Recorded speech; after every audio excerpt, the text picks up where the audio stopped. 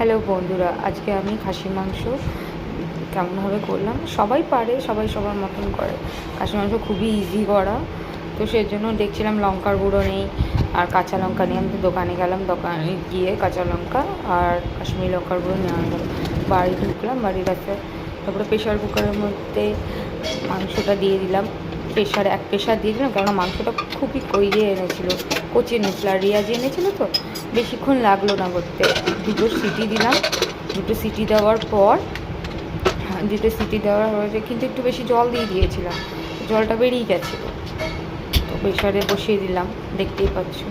তারপরে এই যে মিশ্রণটা করেছিলাম, তারপরে আলুগুলো ভেজে নিলাম। তারপরে ওই যে মশলাটা একটু কষিয়ে নিলাম, যেহেতু একটু কাঁচা গন্ধ করবে। তারপরে মাংসটা ওইখানে দিয়ে তারপরে কষাবো। মাংসটা ঢেলে দিই সব কিছু। তারপরে মাংসের যতটা স্যুপটা রয়েছে